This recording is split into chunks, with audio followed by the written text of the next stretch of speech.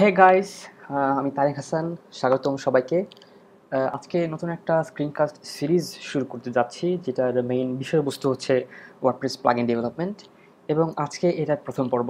এবং আশা করি যে ভবিষ্যতেও আমি এই পরবর্তী পরবর্তী যে টপিকগুলো আসবে সেগুলো নিয়ে আমি আলোচনা চালিয়ে যেতে পারবো।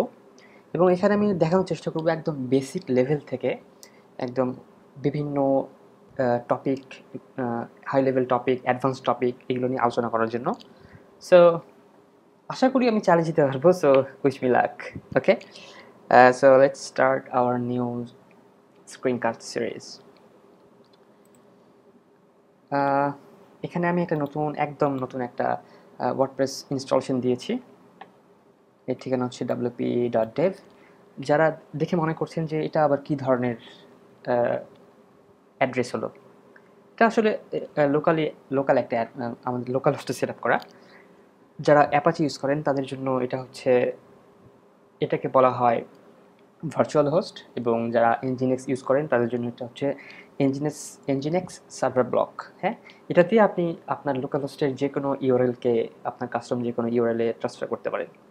সো শুরু করা যাক। তো ওয়ার্ডপ্রেসের প্লাগইন ডেভেলপমেন্ট শুরু করতে হলে আপনাকে যে বেসিক রিকোয়ারমেন্ট যেটা থাকতে হবে সেটা হচ্ছে আপনাকে পিএইচপি জানতে হবে। ওপি জানা মাস্ট না, কিন্তু পিএইচপি অবশ্যই জানতে হবে, কারণ আপনি যদি প্লাগইন ডেভেলপ করতে চান, ওয়ার্ডপ্রেস যেহেতু পিএইচপিতে লেখা সেহেতু আপনাকে পিএইচপি জানা মাস্ট। সো এমন না যে আপনি ওয়ার্ডপ্রেস প্লাগইন শিখছেন, শেখার মধ্যে আপনি পিএইচপি শিখে ফেলবেন, এমন কিছু না। আপনাকে আগে উচিত যে আপনি পিএইচপি বেসিকটা শিখে ফেলেন, তারপরে আপনি ওয়ার্ডপ্রেস প্লাগইন ডেভেলপমেন্টে চলে আসেন। That will be much better. এখন আমার এই ইনস্টলেশনটা দেওয়া আছে আমার ডেস্কটপে, ওয়ার্ডপ্রেস ফোল্ডারে। সো প্রথম যে ফরজ কাজটা সেটা হচ্ছে আপনি wp-config.php ফাইলটা ওপেন করবেন। হ্যাঁ, ওপেন করে এই wp ডিবাগ যেটা আছে, এটা প্রথম ডিফল্ট ফলস থাকে। হ্যাঁ, তো আপনি প্রথমে ট্রু করে ফেলবেন। এটা হচ্ছে প্রথম ফরজ কাজ। এটার কারণ হচ্ছে যে আপনি যখন কোনো প্লাগইন ডেভেলপ করছেন, হয়তো আপনার পিএইচপি কোনো এরর থাকতে পারে, ওয়ার্নিং থাকতে পারে, এবং wp ডিবাগ যদি ফলস থাকে, এই পিএইচপি এররগুলো আপনার সাইটে শো করবে না। অর্থাৎ আপনার কোনো আনডিফাইন্ড ইন্ডেক্স বা অন্য কোনো এরর থাকলেও আপনি সেটা দেখতে পাবেন না।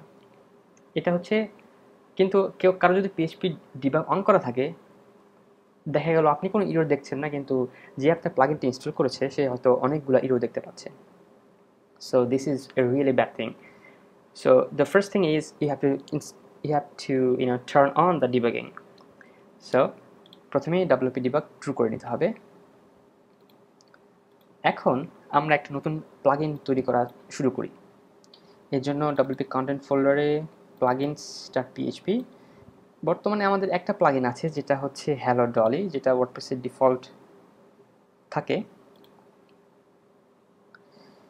যেটার লিখেছেন ওয়ার্ডপ্রেসের কোফাউন্ডার ম্যাট মুলিনওয়াগ। ওয়ার্ডপ্রেসের ফাউন্ডার না, ওয়ার্ডপ্রেসের কোফাউন্ডার। যদিও তিনি শুরু করেন, তার সাথে আরেকজন কোফাউন্ডার ছিলেন, যার নাম হচ্ছে মাইক লিটল। তিনি ইংল্যান্ডের বাসিন্দা। তো এই দুইজন মিলে ওয়ার্ডপ্রেস শুরু করেন। তো আমাদের প্রথম যে প্লাগইন হচ্ছে হ্যালো ডলি, আরেকটা ছিল আকিসমেট, সেটাকে আমি অলরেডি ডিলিট করে দিয়েছি। সো আমরা একটা প্লাগইন তৈরি করা শুরু করি, নাম দিই উইডটস। উইডেভস থেকে উইডটস, it make sense, right? Okay, so আমরা ফোল্ডার থেকে এটাকে সরাই নিই এবং উইডটসকে এখানে দিয়ে দিই। হ্যাঁ, সো প্রথমে আমার একটা প্লাগইনের জন্য আমরা একটা ফোল্ডার তৈরি করে নিলাম। একটা এটা সিঙ্গেল ফাইল। হ্যাঁ, সিঙ্গেল ফাইল তো প্লাগইন তৈরি করা যায়, কিন্তু আমাদের যদি একাধিক ফাইল থাকে সেটা করা যুক্তিযুক্ত হবে না। সো আমরা প্রথমে একটা ফোল্ডার বানিয়ে নিলাম। এখন আমাদের একটা ফাইল থাকতে হবে, পিএইচপি ফাইল। এটা সেভ করে ফেলি। এটার নাম হবে witouts.php। সো উইটোস ডট পিএইচপি চলে আসলো। এখন আমাদের কিছু ওয়ার্ডপ্রেস চেনাতে হবে যে আসলে এটা আমাদের একটা প্লাগ ইন ফাইল। সো এটা চেনানোর জন্য আমাদের যেটা করতে হবে, আমরা যদি এই পেজে আসি codex.wordpress.org/writing-a-plugin, এখানে আপনি কীভাবে প্লাগ ইন লিখবেন সেটা বর্ণনা করা আছে। আপনার প্রথমেই যেটা থাকতে হবে সেটা হচ্ছে প্লাগ ইন হেডার ইনফরমেশন, যেটার মাধ্যমে ওয়ার্ডপ্রেস চেনে যে এটা আপনার প্লাগ ইন, আপনি এই প্লাগ ইনটা কে লিখেছে, এর ভার্সন কত, অথরের ইউআরএল সব কিছু। এটা হচ্ছে বেসিক পিএইচপি কমেন্টের মধ্যে লেখা থাকে এবং ওয়ার্ডপ্রেস সেটাকে আপনার ফাইলটাকে পার্স করে এই ইনফরমেশনগুলোকে এক্সট্র্যাক্ট করে নেয়। সো আপনি জাস্ট কপি করে পেস্ট করবেন এটা। আমি সাবলাইম টেক্সট ইউজ করছি এবং আমার একটা স্নিপেট অলরেডি এখানে বানানো আছে, সো আমি কপি পেস্ট করছি না, একটা পিএইচপি শুরু করলাম। আপনি পিএইচপি যখন একটা স্ক্রিপ্ট লিখবেন, আপনি জাস্ট পিএইচপিটা শুরু করবেন, আপনাকে শেষ এন্ডিং কোনো ট্যাগ লিখতে হবে না এবং লেখা উচিত না, এটা একটা বেস্ট প্র্যাকটিস। আপনি যদি পুরোটাই পিএইচপি ফাইল হয়, আপনি এন্ডিং কোনো দিবেন না, এনি ট্যাগ দিবেন না। সো আপনি জাস্ট এটা কপি করে পেস্ট করে আনবেন। আমি যেটা করছি, আমার একটা সাবলাইমে একটা স্নিপেট সেট করা আছে, এটা হচ্ছে প্লাগইন। ট্যাব দিলেই আমার পুরোটা একটা টেমপ্লেট সেট করা আছে, চলে আসলো। সো প্রথমে যে প্লাগইন নেম, আমাদের একটা প্লাগইন নেম দিতে হবে। দেখা গেল উইটোস, একটা প্লাগইন নেম দিলাম।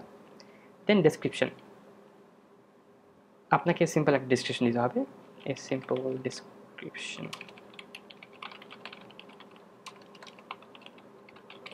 এগুলো হচ্ছে প্লাগইন ইউআরআই।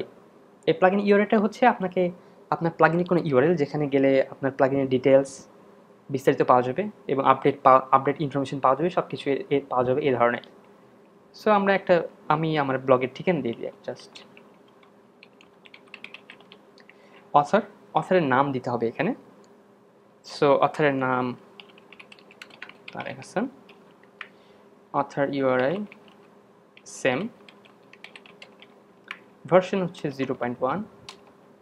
লাইসেন্স কী হবে, এটা জিপিএল 2 হতে পারে, জিপিএল 3 হতে পারে, কিন্তু জিপিএল হতেই হবে, কারণ আপনার প্লাগইনটা হচ্ছে ওয়ার্ডপ্রেসের ডেরিভেটিভ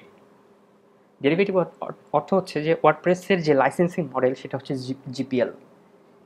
সো জিপিএল ডেরিভেটিভ কোনো কাজ যেমন থিম বা প্লাগইন অবশ্যই জিপিএল হতে হবে, অন্য কিছু হওয়া যাবে না।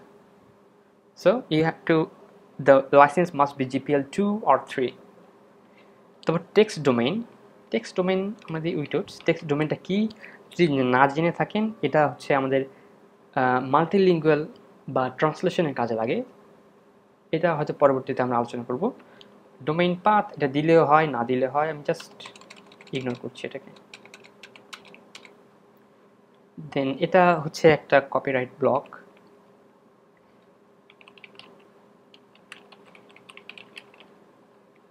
হ্যাঁ, এই কপিরাইট ব্লকটা হচ্ছে আমরা বলে দিচ্ছি এটা জিপিএল লাইসেন্সের টার্মস অ্যান্ড কন্ডিশন বলে দিচ্ছি, এটা না দিলেও হয়। হ্যাঁ, এটা না দিলে হয়, জাস্ট এইটুকু আপনার লাগবে আপনার প্লাগইন তৈরি করতে। কিন্তু আমি যেটা শুরু করি যে আমার প্লাগইনের আমি টেমপ্লেট বানিয়ে নিয়েছি যেটা থাকে সবসময়।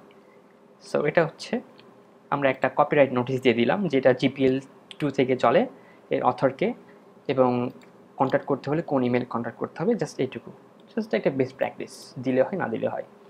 তারপর একটা হচ্ছে আরেকটা লাইন দেখতে পাচ্ছি আমরা যে if not defined apps path exit. এটাও একটা বেস্ট প্র্যাকটিস। এর কারণ হচ্ছে যদি আমরা ডাইরেক্টলি এই ফাইলকে পিএইচপি ফাইল অ্যাক্সেস করি, অর্থাৎ wp content plugins widgets.php, তাহলে আমি একটা ব্ল্যাঙ্ক ফাইল দেখতে পাচ্ছি। আমার যদি অন্য কোনো কোড থাকে তাহলে এক্সিকিউট হয়ে যাবে। হ্যাঁ, কিন্তু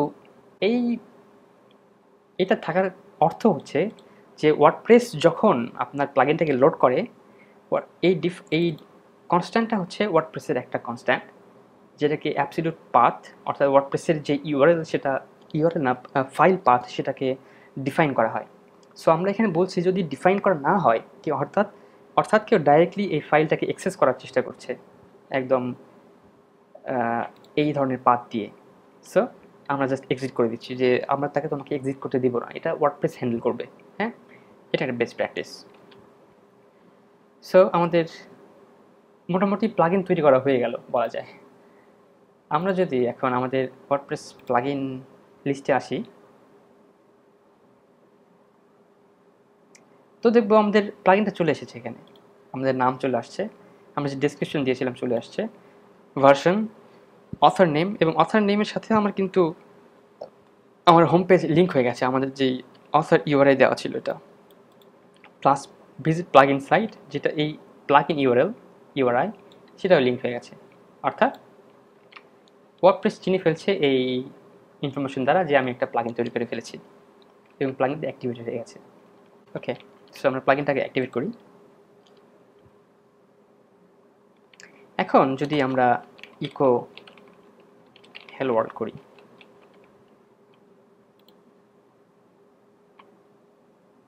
এই যে হেলো ওয়ার্ল্ড চলে আসছে এবং কিছু আমাদের ইরর দেখাচ্ছে। এই ইররটা হয়তো আমরা দেখতে পেতাম না যদি আমাদের ডব্লিউপি ডিবাগ ফলস করা থাকতো।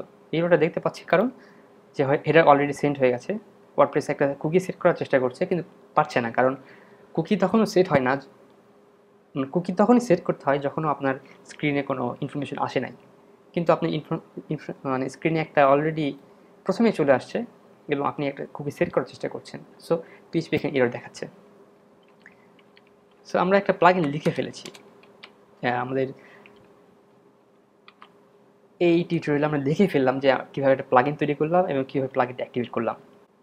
আসলে এভাবেই আমরা আমাদের প্রথম প্লাগইনটা তৈরি করে ফেললাম। এখন পরবর্তী ভিডিওতে আমরা দেখব যে আরও বিস্তারিত সম্বন্ধে যে প্লাগইন যে আরও বিস্তারিত এপিআই আছে, বিভিন্ন কাজ করা যায়, সেগুলো নিয়ে আমরা একের পর এক দেখব। সো সেই পর্যন্ত গুড বাই, আল্লাহ হাফেজ।